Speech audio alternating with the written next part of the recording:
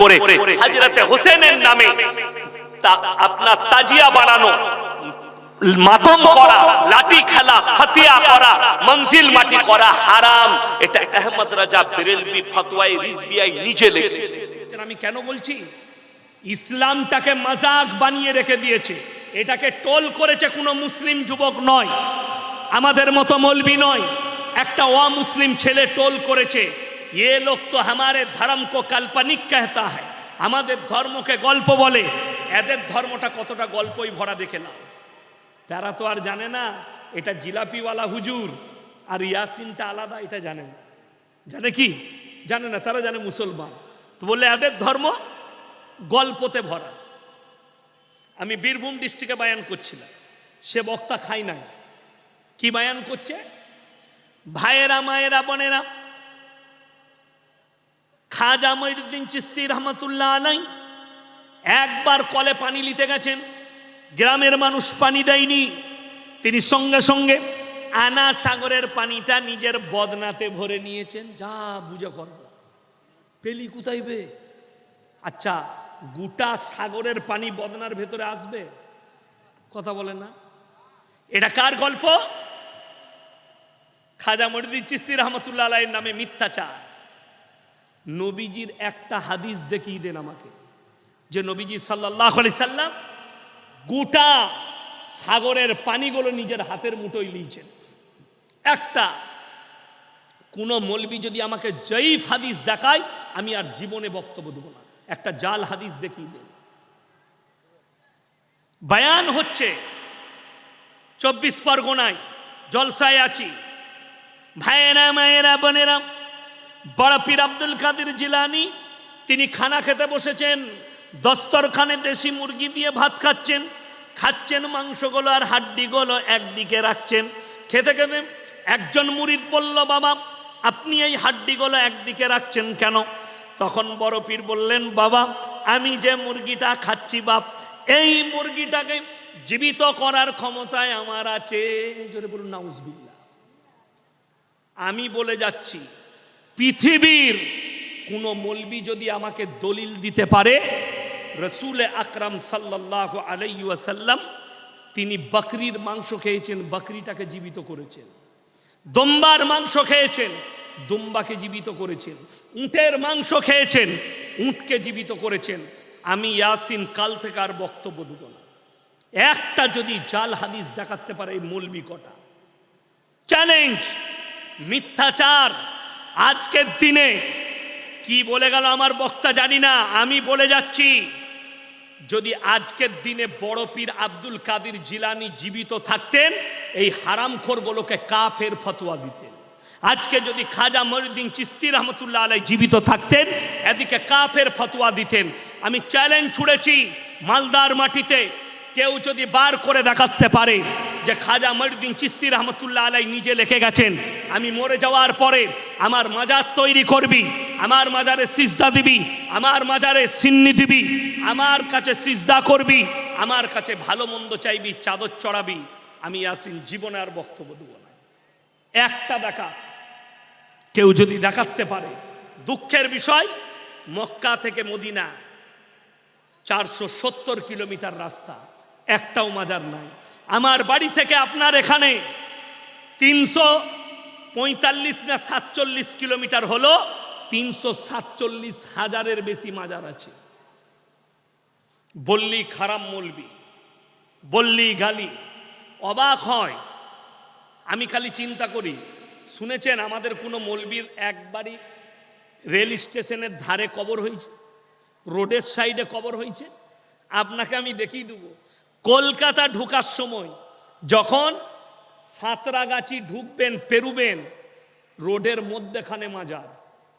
কেন? এমন জায়গায় কবরগুলো, মাজারগুলো আছে যেন ড্রাইভাররা মাল ছুল্লি এসে পড়ে। আর কিছু হারামখোর ড্রাইভার আছে, মদ খায়, গাঁজা খায়, নামাজ ফামাজ পড়ে না, ওরা খালি নিয়ত করেছে গাড়ি চালাতে, ওরে বাবারে মকদুম বাবার কবর, ঝড়াম পয়সা, মানে জান্নাতে যাবে। হ্যাঁ, এই মালবারপুর থেকে বেরিয়ে এসে রামপুর হাটের আগে রাস্তার ধারে 4 জন চাদর ধরে আছে, রোডের গায়ে, হাই রোডের গায়ে চার কোণে চারজন, চাদরের মধ্যেখানে লেখা আছে লা ইলাহা ইল্লাল্লাহ মুহাম্মাদুর রাসূলুল্লাহ। এক কোণে লেখা আছে হোসেন, ইয়া হোসেন। এক কোণে লেখা আছে ইয়া আলী। এক কোণে লেখা আছে ইয়া ফাতেমা। এক কোণে লেখা আছে ইয়া হুসেন লেখা আছে। আর ওপরে লেখা আছে পয়সা ফেলো জান্নাতে যাও। বলে হ্যাঁ চাদরে জান্নাত, নামাজ নাই রোজা নাই, বলে চাদরে টাকা ফেললি জান্নাত। আর ড্রাইভাররা দেখছে জীবনে তো সালা নামাজ পড়ি না, যা হবে হবে, জান্নাতটা চাদরেতেই আছে, মাপ টাকা জান্নাত। বললি খারাপ, বললি গালি, ফোন করে গালি দিচ্ছে। এক্ষুনি আমি কামরা থেকে আসছি, বেরিয়েছি, ফোন ঢুকলো বাঁকুড়া থেকে, গালি দিচ্ছে ফোনে, কোনো কথা নাই, গালি। আরে ভাই নামাজ পড়ো, নামাজের দাওয়াত দাও, রোজা রাখো, রোজার দাওয়াত দাও, রাসূল সাল্লাল্লাহু আলাইহি সাল্লামের আদর্শের ওপরে মানুষকে ডাকো। আজকে বড় কষ্ট লাগে, কতগুলো মানুষ শিরক আর বেদাতে ডুবে আছে। আমি বলে যাচ্ছি যারা কবরে সিজদা দেয়, আপনাকে বলে যাচ্ছি শুনেলেন, কোরআনে আছে যদি কবরে, শুনেলেন, কবরে যদি চাদর চড়ানো জায়েজ হতো, হাজি সাহেবরা এখানে আছে, অনেক হাজি সাহেব পাবেন আপনার গ্রামে, কবরে চাদর চড়ানো জায়েজ হলে নবীজির কবরটা আসমান পর্যন্ত হিরেমতি মুক্তোর চাদরে ঢেকে যেত। আল্লাহ নবীর কবরে জায়েজ নেই, পৃথিবীর আর কোনো মলবি মুল্লা পীর ফকিরের কবরের জন্য চলবে না। আরে আল্লাহকে রাজি করতে চাও, শীতকাল আসছে, তোমার পাড়ার যে চাচিদের গায়ে চাদর নাই, যে চাচার গায়ে চাদর নাই, তাদিকে 10টা চাদর কিনে দান করো, আল্লাহ রাজি হয়ে যাবে। বড় কষ্টর বিষয় যে মানুষ কাছের লোককে দান করে না, বলে আমি পাথর চাবড়িতে ফকির খাইয়েছি, আজমিরে ফকির খাইয়েছি। বাউল বুষ্টম, নামাজ নাই রোজা নাই কিচ্ছু নেই। আমার আব্বাজির ফোন নম্বর থাকলে জিজ্ঞেস করবেন, বর্ধমান জেলায় দক্ষিণ দামোদরে বাপ বেটা জলসায় গেছি, এক স্টেজে জলসা, গিয়ে মগরবের নামাজ পড়লাম জামাতে মসজিদে। মসজিদের পাশে একটা শ্যাওড়া গাছ, শ্যাওড়া তালায় বসে এক হারামখোর তাবিজ লিখছে। নামাজ চলছে, নামাজের শেষে ইমামকে জিজ্ঞেস করলাম, ভাই উনি নামাজ পড়বেন না হুজুর? বলছে না, হুজুর মনে মনে নামাজ পড়ে। মনে মনে নামাজ কি ভাই? বলে হ্যাঁ ওটা বাতিনি নামাজ, আপনারা জাহিরি পড়েন। মারিফত পেয়েছে, নামাজ মা। বুখারী শরীফের হাদিস, রাসূল আকরাম সাল্লাল্লাহু আলাইহি সাল্লামের ওয়াফাতের হাদিস বার করুন। শেষ জিন্দগির শেষ ওয়াক্তের নামাজ দুজন সাহাবীর কাঁধে হাত রেখেছেন, পাগুলো ছেঁচুড়ে ছেঁচুড়ে নিয়ে গিয়ে মসজিদে নববীতে দাঁড় করিয়েছেন, নবীজি নামাজ পড়িয়েছেন, নামাজ মাফ হয়নি। কানা দাজ্জাল, কানা পীর বলছে আমি মারিফত পেয়েছি, নামাজ মাফ হয়ে গেছে। শুনেলেন, হার হালতে নামাজ মাফ নেই, বেহুশ না হওয়া পর্যন্ত। দাঁড়িয়ে পাচ্ছেন না, শুয়ে পড়ুন, বসে পড়ুন, বসে পাচ্ছেন না, শুয়ে পড়ুন, ইশারায় পড়ুন। উজু করতে পাচ্ছেন না, ডাক্তারে নিষেধ করেছে, আপনি তায়াম্মুম করেলেন, নামাজ কিন্তু কোনো হালতে মাফ নেই। কষ্টের বিষয়, আমরা নামাজের গুরুত্ব জানি না, কোরআনের মর্যাদা জানি না। কোরআন মজিদ আল্লাহর একটা মুকাদ্দাস কিতাব। আপনারা দেখলেন এই মাদ্রাসাওয়ালারা কিভাবে আমাদের কচিকাঁচা বাচ্চাদিকে তৈরি করেছে, কত সুন্দরভাবে শিক্ষা দিচ্ছে। এই মেয়েগুলো, এরা নিজেদের বাচ্চাকে কিভাবে মানুষ করবে আপনারা অনুভব করুন। দিনদার হবে এরা, এদের বাচ্চা হবে দিনদার। হে আমার মা বোন, হে আমার ভাই, নিয়ত করেলেন আমাদের বাচ্চাদিকে আমরা দ্বীনি শিক্ষা দেবো, জোরে বলুন ইনশাআল্লাহ। দ্বীনি শিক্ষা থেকে মাহরুম করে দিলে আপনি বিপদে পড়বেন, দ্বীনি শিক্ষা থেকে দূরে করে দিলে আপনার জন্য বিপদগামী রাস্তা রাখা আছে। বেঈমান কাফেররা কোন জাল ছুঁড়েছে জানেন? সমস্ত পাকিস্তানে কিছুদিন আগে একটা প্রোগ্রাম দেখলাম, আমি পাকিস্তানে প্রোগ্রাম দেখলাম, প্রোগ্রামটায় ডাক্তার জাকির নায়েকের প্রোগ্রাম হলো, দেখেছিলেন আপনারা? গিয়েছিল, দেখলাম, সফরে ছিলেন। তো আমি রাতে লাইভ কদিন আমি প্রোগ্রাম দেখলাম, সেই প্রোগ্রামটাই মারাত্মক জিনিস।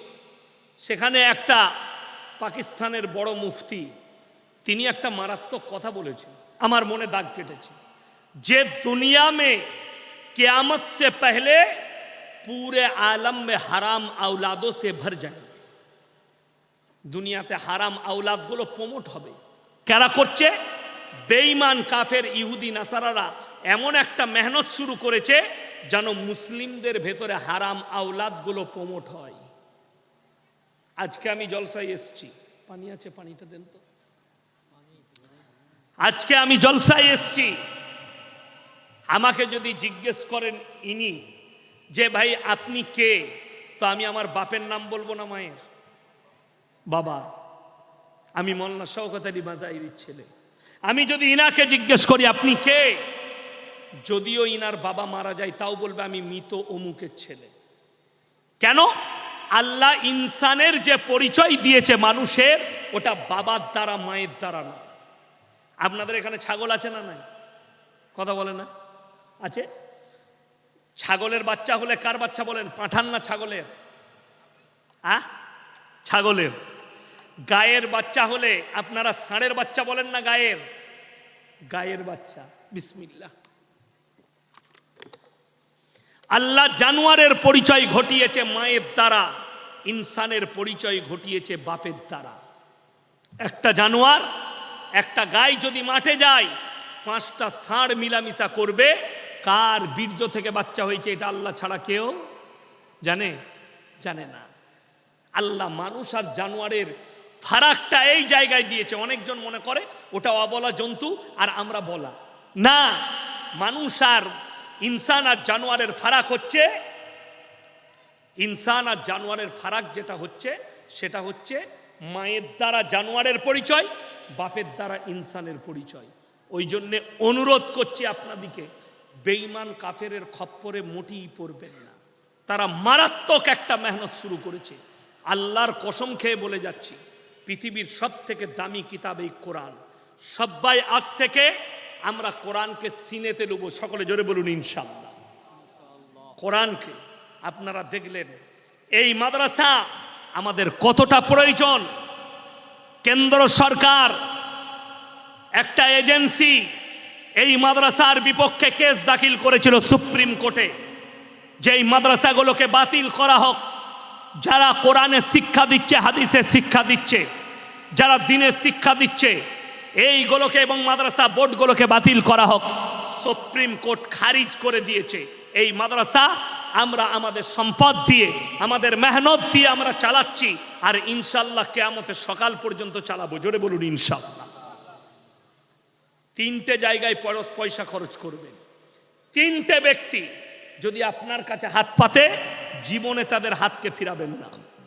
নাম্বার 1, ওয়া আতিদাল কুরবা, তোমার কাছের গরিব যদি হাত পাতে তার হাতকে জীবনে ফিরিও না।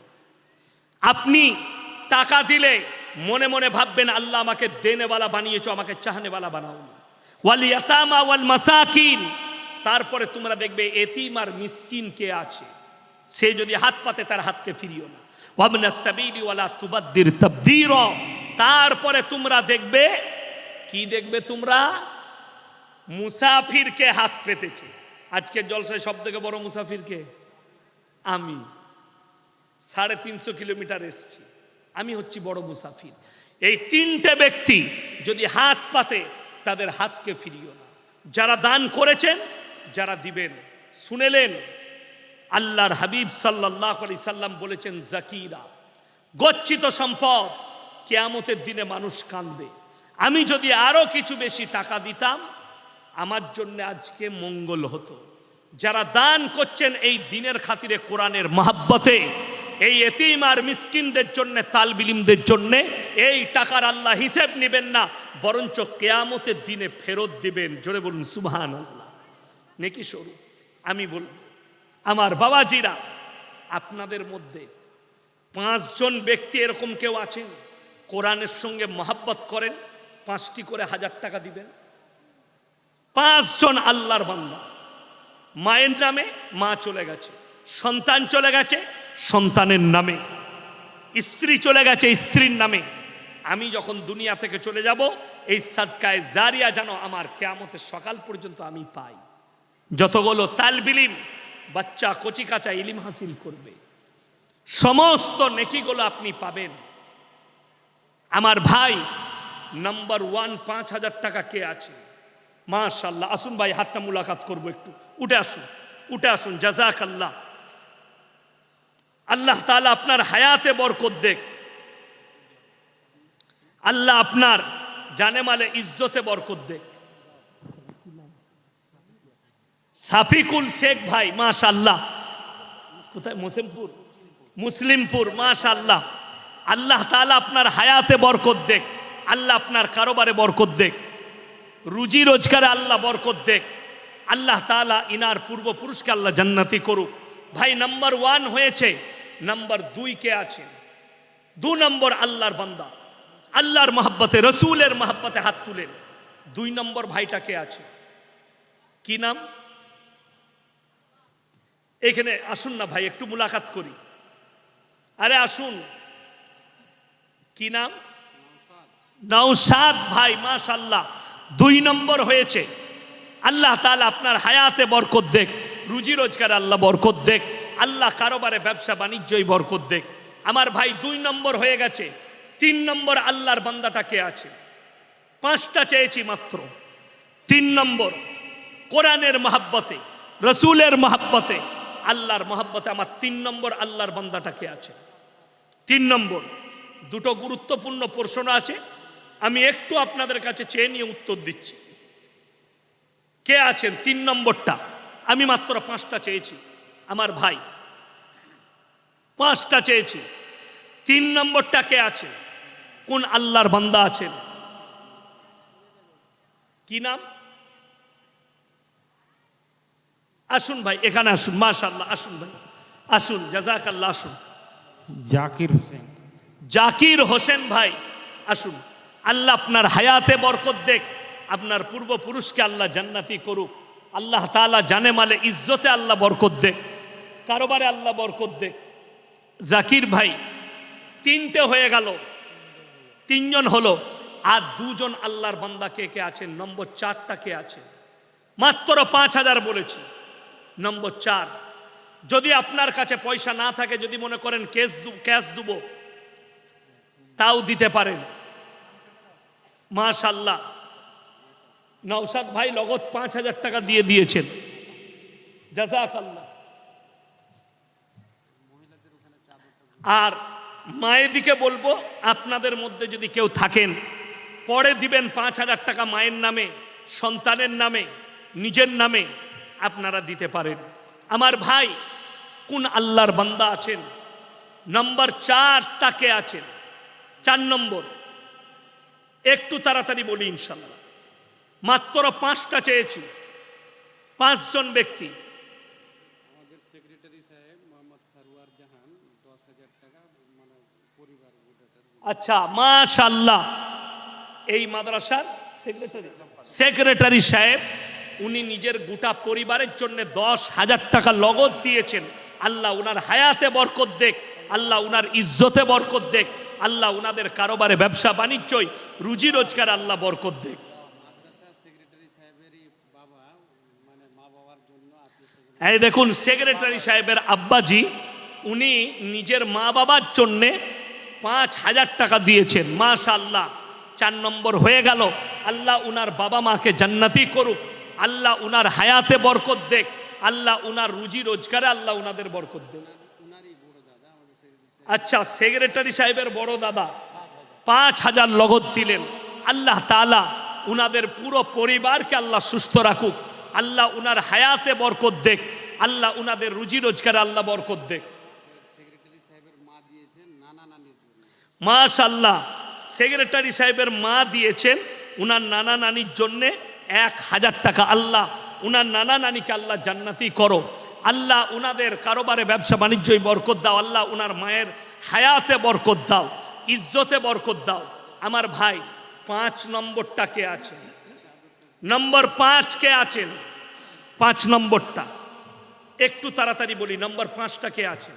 শেষ ভালো তার, সব ভালো তার। মায়েদের মধ্যে কেউ আছেন? আমার আল্লাহর বান্দা ভাইদের মধ্যে কে আছেন? নম্বর 5টা মহিলাদের ভলেন্টিয়ার যারা আছো তাদেরকে বলবো একটু চাদরটা ঘুরাও।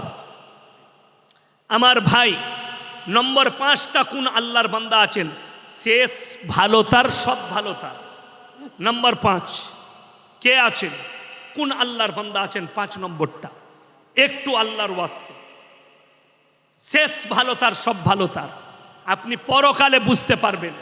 আল্লাহ নবী সাল্লাল্লাহু আলাইহি সাল্লাম মক্কা নগরীতে খালি এলান করেছেন, ওয়ামা ইউকরিদুল্লাহ কারদান হাসানা। আল্লাহর রাস্তায় কে কি কারদে হাসানা দিবে বলো?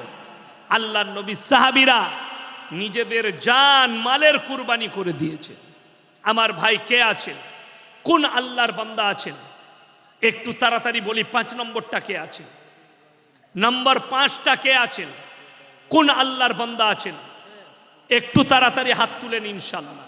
নম্বর 5টা 5 নম্বরটা কে আছেন? একটু তাড়াতাড়ি বলি ইনশাআল্লাহ। আল্লাহর ওয়াস্তে বলি, পরকালের জন্য বলি। মাশাআল্লাহ, আসুন ভাই।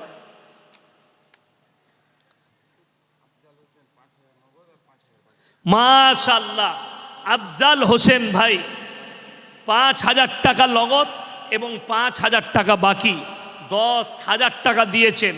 আল্লাহ উনার ইজ্জতে বরকত দাও, আল্লাহ রুজি রোজগারে বরকত দাও, আল্লাহ হায়াতে বরকত দাও, আল্লাহ উনাদের জানে মালে ইজ্জতে বরকত দাও। পূর্বপুরুষ যিনারা চলে গেছেন, আল্লাহ তুমি তাদেরকে জান্নাতুল ফিরদৌস দান করো। আমার ভাই, এরপরে বলবো কোরআনে পারা কটা আছে বাপ? 30টা। আমি বলবো 30 জন ব্যক্তি, বেশি নয়, মাত্র 1000 করে টাকা কে কে আছেন কোরআনের মহব্বতে? 30 জন ব্যক্তি। পয়সা নেই, ফোন পেতে দিয়ে যান। কালকে দিবেন, 20 দিন পরে দিবেন, 10 দিন পরে দিবেন, 1 মাস পরে দিবেন। ফোন পেতেও দেওয়া যাবে, দিয়ে চলে যাবে। 1000 করে বলেছি। 30 জন ব্যক্তি কোরআনের জন্যে, আল্লাহর মহব্বতে। কেউ যদি ধান লেখান, ধানও লেখাতে পারে। মাশাআল্লাহ, কি নাম? মোহাম্মদ ইব্রাহিম ভাই, আল্লাহ আপনার হায়াতে বরকত দেখ। প্রথম বিসমিল্লাহ করলেন, 1000 টাকা। আল্লাহ উনার দানকে কবুল করুক, নেক নিয়তকে আল্লাহ পুরো করুক, কারোবারে আল্লাহ বরকত দেখ। 1 নম্বর হয়ে গেছে ভাই, মাশাআল্লাহ। কি নাম? 500 টাকা নগদ, 500 টাকা বাকি। 2 জন হয়ে গেল, মাশাআল্লাহ। 2 জন হয়ে গেল আল্লাহর বান্দা। মাত্র 1000 করে বলেছি, 30 জন, 2 জন হয়েছে। আমার মায়েদের মধ্যে যদি কেউ থাকেন, কোনো মা, আমার কোনো বোন, একটু তাড়াতাড়ি আসি ইনশাআল্লাহ। কি নাম? আলাউদ্দিন ভাই, নগদ 1000 টাকা। মাশাআল্লাহ, আল্লাহ আপনার কারোবারে রুজি রোজগার আল্লাহ বরকত দেখ, আল্লাহ আপনার হায়াতে বরকত দেখ। আমার ভাই 3 জন হয়ে গেল। 4 নম্বরটা কে আছেন? আমার মা বোনেদের মধ্যে যদি 1000 টাকা কোরআন শরীফের জন্যে কোনো আল্লাহর বান্দি দিতে চান, মায়ের জন্যে, নিজের জন্য একটু দিয়ে পাঠান। আমার ভাই, আপনাদের মধ্যে কে আছেন? যদি আপনার কাছে পয়সা না থাকে, আপনি ফোন পে করে দেন, অসুবিধা নেই।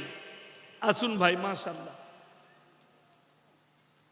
স্ক্যানার করে দেন, স্ক্যানারটা দেন। কি নাম ভাই?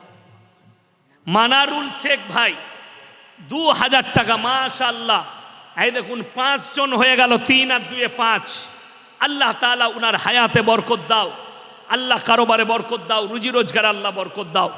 ভাই 5টা হয়ে গেল। 6 নম্বরটা কে আছেন? একটু আসুন। যদি না থাকে কালকে দিবেন, পরশু দিবেন, 1 মাস পরে দিবেন। 1000 টাকা। কি নাম? আব্দুল আলিম ভাই, 1000 টাকা। মাশাআল্লাহ, 6 জন হয়ে গেল। আল্লাহ দানকে কবুল করুক, নেক নিয়তকে আল্লাহ পুরো করুক, কারোবারে আল্লাহ বরকত দেখ। ভাই কি বলছে শুনেন তো। আর কে আছেন ভাই? একটু তাড়াতাড়ি আসুন। মাশাআল্লাহ, নামটা ভাই চলে যাওয়ার আগে 150 হলেও আমার হাতে দিয়ে যাবেন। স্ক্যানারটা দেন। তবিল শেখ, মাশাআল্লাহ, 1000 টাকা। আল্লাহ দানকে কবুল করুক। আরো একজন 500 টাকা দিয়ে গেছে, মাশাআল্লাহ।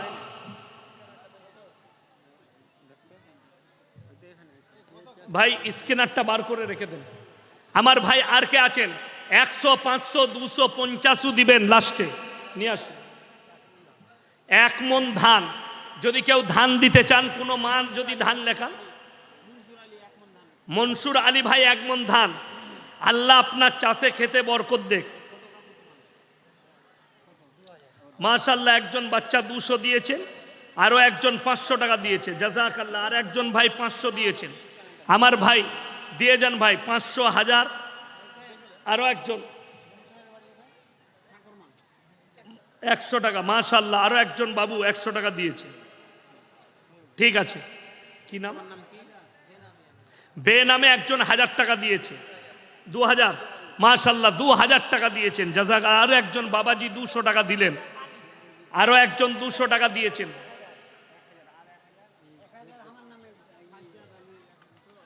মাশাআল্লাহ, আখতারুল হক 500 টাকা পরে দিয়ে দিবেন ইনশাআল্লাহ। হ্যাঁ হ্যাঁ, 1000 করে দেন। আচ্ছা, মাশাআল্লাহ, দেন। সুজাপুর জাযাকাল্লাহ। থেকে বারিকালি 1000। আখতারুল হক ভাই লগত 1000 টাকা, মাশাআল্লাহ। আল্লাহ দানকে কবুল করুক। আরো একজন বাবু 500 টাকা লগত দিয়েছে। আল্লাহ দানকে কবুল করুক, নেক নিয়তকে আল্লাহ কবুল করুক। জানে মালে ইজ্জতে আল্লাহ বরকত দেখ, কারোবারে আল্লাহ বরকত দেখ। আমার ভাই আর কে আছেন? একটু তাড়াতাড়ি আসি, দুটো প্রশ্ন আছে। আচ্ছা, মায়েদের কাছ থেকে একজন মা 500 টাকা লগত দিয়েছেন। 31/10/2024 তারিখে মালদা ভগবতীপুর মোল্লা মুমতাজুল ইসলামকে অ্যাটাক করে কবর পূজারীরা। এই নিয়ে আপনার মতামত কি? তারা তো রেডি আছে, আমাকেও খুঁজছে তারা। আল্লাহ, আমি দোয়া করব আল্লাহ তাদেরকে হিদায়েত দান করুক। যেহেতু দেখুন, হকের ওপরে চললে বহু বাধা বিঘ্ন পেরোতেন। কি নাম? মোহাম্মদ আমির শেখ, লগত 500 টাকা, মাশাআল্লাহ মাশাআল্লাহ। সালাম করে যান। যারা ভাই, সবাই চলে যাবেন না, মৌলানা সাহেবের সঙ্গে হাত মিলিয়ে যাবেন। মাশাআল্লাহ, 10 টাকা 5 ভাই, টাকা দিয়ে 5 হলেও টাকা, হাত মিলিয়ে 10 যাবেন। টাকা হলেও দিয়ে যাবেন। কি নাম? মাশাআল্লাহ, আল্লাহ তোমার হায়াতে বরকত দেখ। বে নামে একজন ভাই যুবক 600 টাকা দিয়েছে, মাশাআল্লাহ। কি নাম? আসুন ভাই। আব্দুর রশিদ ভাই লগত 1000 টাকা দিয়েছে, মাশাআল্লাহ। আসো আসো আসো, মাশাআল্লাহ। সাইফুদ্দিন ভাই 1000 টাকা, মাশাআল্লাহ। আল্লাহ আপনার হায়াতে বরকত দেখ, রুজি রোজগারে বরকত দেখ। বর্তমানে 4 জন বক্তাকে অ্যাটাক করার চেষ্টা করছে। কারি ইয়াসিন, মুমতাজুল, বিয়াদার রাহুল, জার্জিস আনসারি। কি বুঝলেন? তো দেখুন, আল্লাহ যদি আমাদের সাথে থাকে, পৃথিবীর কেউ ক্ষতি করতে পারবে না। আমরা হকের ওপরে আছি ইনশাল্লাহ। আমি বললাম, আমি মৃত্যুকাল পর্যন্ত শিরক বিদআতের বিরুদ্ধে লড়াই করে যাব। তারা যতই গালি দেখ, যতই হুমকি দেখ, এই মিশন রুখতে পারবে না। আমি একটা জলসায় বলেছি যে সাবিনার মা 1000 টাকা, নাজির হোসেন ভাই 5000 টাকা, মাশাআল্লাহ। 300 টাকা ঘুরে দেবো, দাঁড়াও।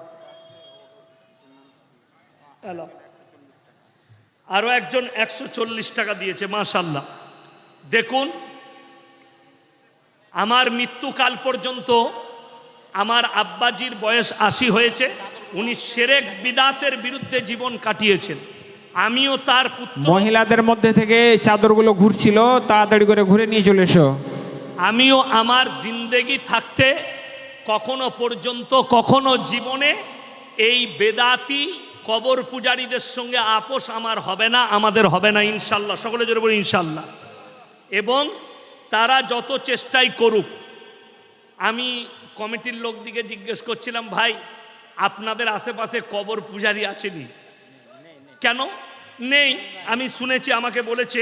আমি কিন্তু বর্ধমান জেলার মানুষ, আমি তো আর মালদার সব জায়গা চিনি না, কোথায় তারা অ্যাটাক করবে।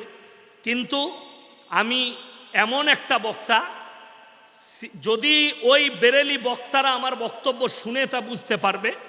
আমি এক সপ্তাহ আগে কালিয়াচকে দাঁড়িয়েছিলাম রাত্রে 2টায়, এই এখন 1টা বাজতে যাচ্ছে, আমার যেতে 2টো বাজবে। আমি ওখানে দাঁড়িয়ে দুধ খাই, না হলে চা খাই, দোকান আছে। সেই দিনে একটা বেরেলবি ভাইদের বক্তা বাইক নিয়ে এসে দাঁড়ালো, আমাকে সালাম করলো, বলে হুজুর একটা ফটো লুব। আমি বললাম লিবে, অসুবিধা নাই, তুলে নাও। তুললো, মুলাকাত করলো।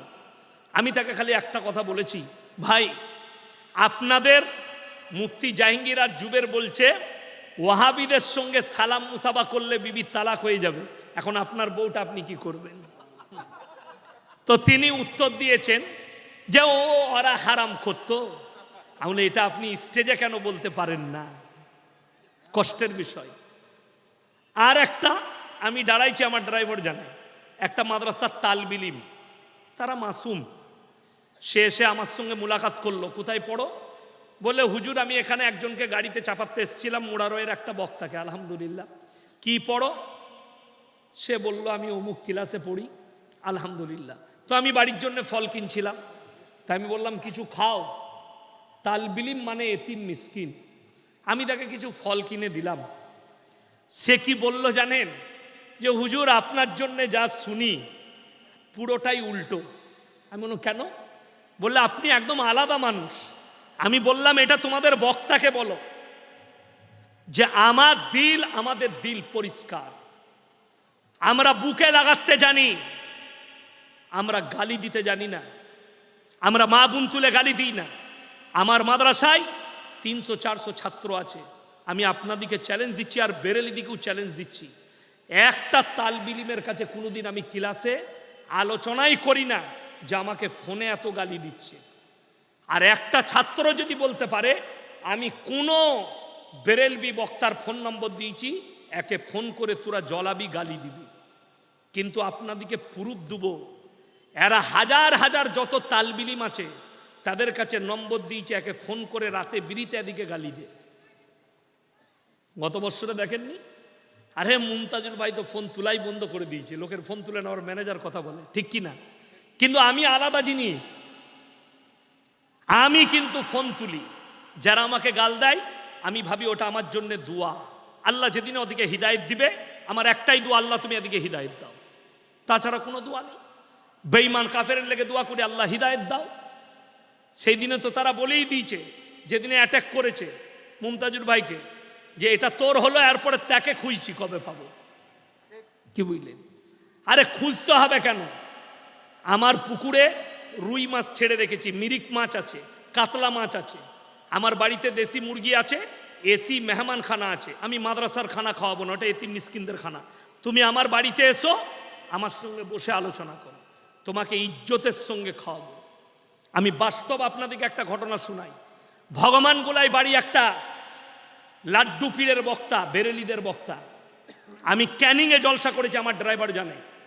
আমি যখন জলসা শেষ করলাম রাত্রি 1টা, আমার 4 চাকা গাড়ি আছে, সে ব্যাগ কাঁধে করে আমার গাড়ির কাছে এলো, আমাকে বললে হুজুর একটু কলকাতা পর্যন্ত নিয়ে যাবেন। আমি বললাম কেন নিয়ে যাবো না, চাপো, আমার গাড়ি খালি আছে।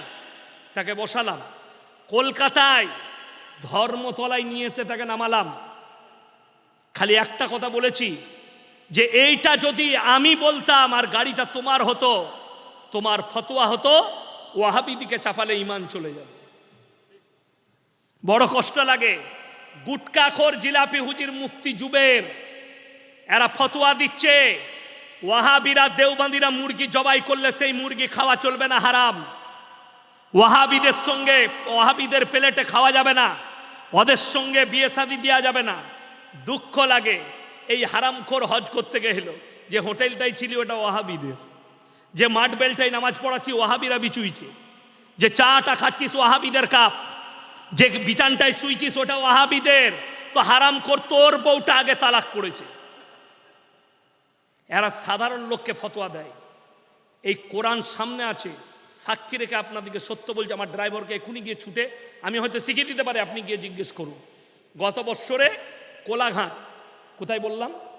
কোলাঘাট নাম শুনেছেন না শুনেননি? দীঘা যেতে পড়বে, একবারই বোম্বে রোডের ওপরে কোলাঘাট, ওখানে 3-4 কিলোমিটার ভেতরে ঢুকে আমার জলসা। জলসা বলতে আমার এক বন্ধু আছে, ক্লোজ বন্ধু, সাইদুল ভাই নাম, নেতা ওই এলাকা, তার শ্বশুর গ্রাম।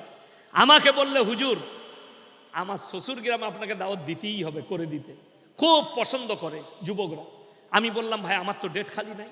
বলে হুজুর ফজরের পরে 1 ঘন্টাও বায়ান করতে হবে। আমি তাহলে হবে।